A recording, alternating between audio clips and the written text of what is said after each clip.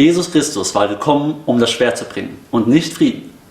So oder ähnlich argumentieren einige Muslime im Internet, in Videos und in Texten, und sie benutzen gerne diesen einen Vers, um zu zeigen, dass Jesus zu Gewalt aufruft. Wie können Christen damit umgehen? Lasst uns diesen Text einmal selber lesen. Glaubt nicht, dass ich gekommen bin, um der Welt Frieden zu bringen, nein, sondern das Schwert. Und das sagt er wirklich. Ist das nicht der Beweis? Was sollte Jesus sonst meinen? Kein Wunder, dass so viele Christen im Namen Gottes Kriege geführt haben. Jesus hat ihnen doch den Auftrag gegeben. Nein, das ist absolut kein Beweis. Aber mit der Geschichte hast du recht. Viele, die sich Nachfolger von Christus nannten, also Christen, haben eben nicht nach dem Vorbild von Christus gelebt. Kreuzzüge, Inquisition, Zwangstaufen, das war alles viel zu schrecklich. Und das hat Jesus nie gelehrt und dafür ist er auch nicht gekommen. Und wir dürfen nicht zulassen, dass man sich im Namen des Christentums wieder so in die Politik einmischt, wie es besonders ab dem 4. Jahrhundert bis ins Mittelalter der Fall war. Vom 4. Jahrhundert bis zum Mittelalter? In der Geschichte der Muslime dagegen hört man nicht von so viel schrecklicher Gewalt. Wie war das denn bei Ihnen?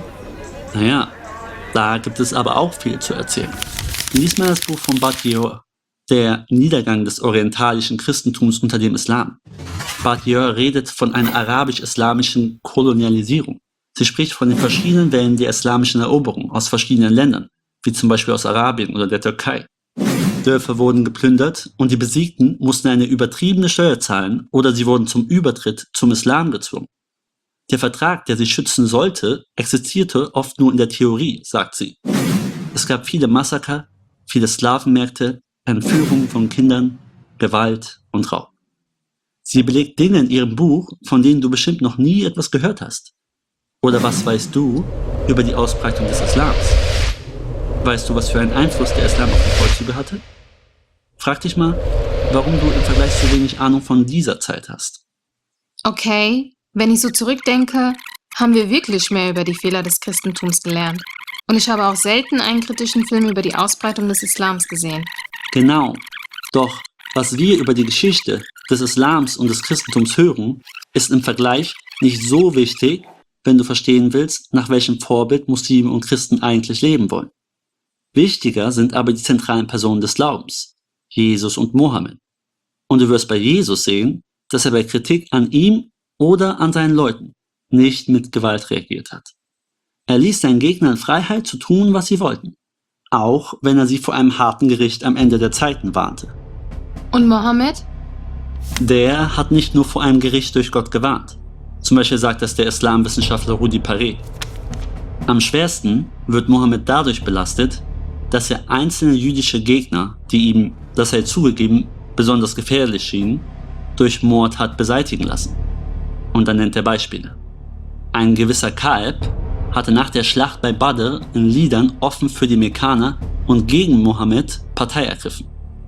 Einige von Mohammeds Getreuen übernahmen die Aufgabe, ihn umzubringen und erhielten die ausdrückliche Erlaubnis, zu sagen, was sie für passend finden.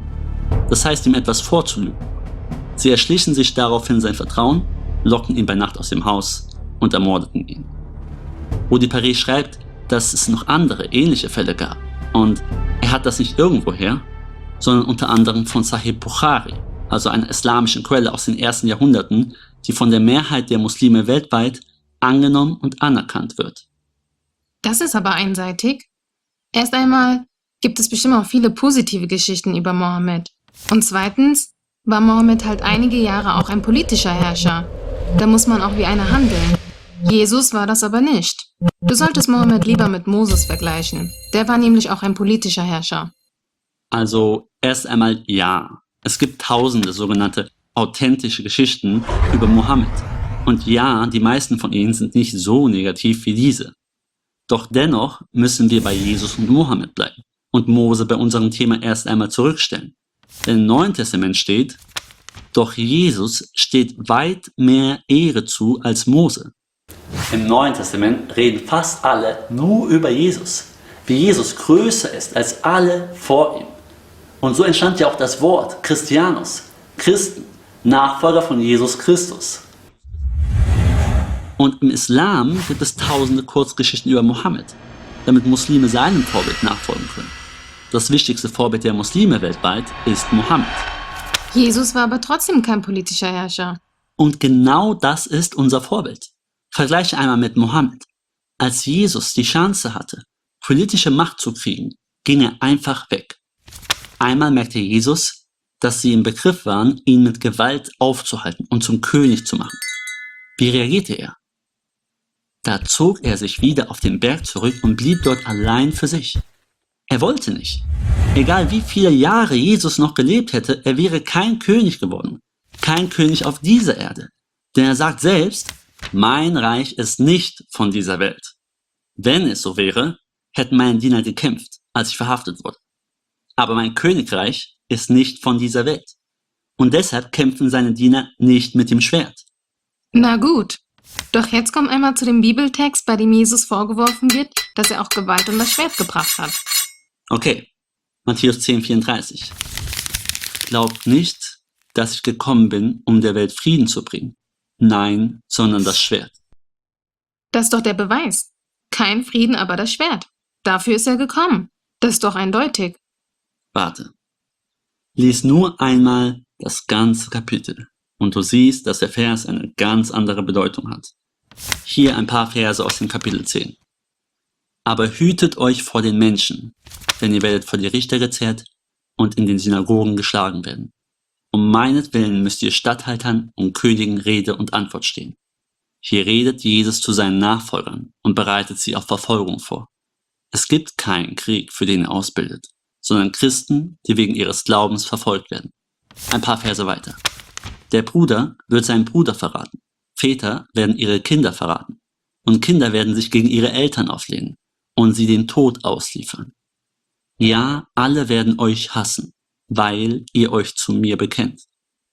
Hier beschreibt Jesus, wie Christen sogar von der eigenen Familie gehasst werden könnten, nur weil sie sich zu ihm bekennen. Mit Schwert meint er genau diese Feindschaft, Spaltung und Entzweiung. Oder siehst du hier eine Aufforderung zum Kämpfen? Noch klarer wird's jetzt. Frage: Wie sollen Christen auf diesen Hass reagieren? Mit dem Schwert? Lies selbst. Wenn ihr in einer Stadt verfolgt werdet, dann flieht in die nächste. So sollen Christen auf Verfolgung reagieren. Das sollen wir tun. Und jetzt kommt Matthäus 10,34. Und jetzt wirst du den Text auch verstehen können. Auch wenn dir vielleicht nicht gefällt, was dort steht. Glaubt nicht, dass ich gekommen bin, um der Welt Frieden zu bringen. Nein, sondern das Schwert.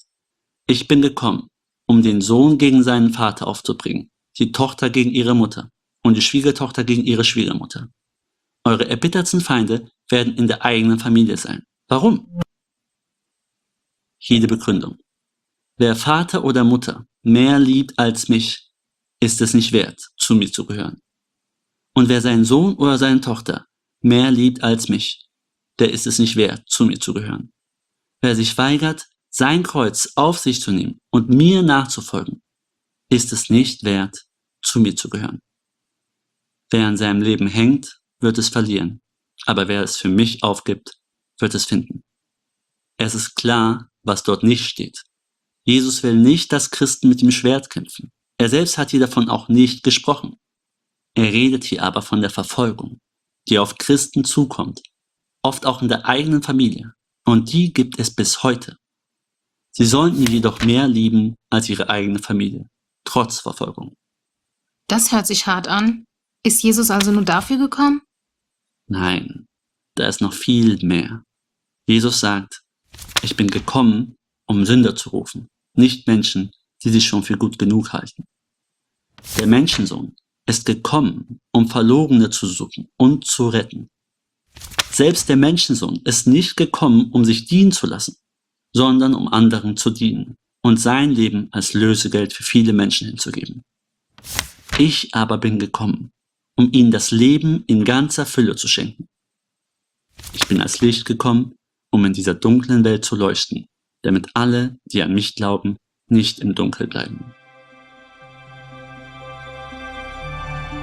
In der Bibel steht, dass Jesus gekommen ist, um uns zu dienen, um uns zu retten, um für uns sein Leben zu geben und uns damit ein Leben in Fülle zu schenken.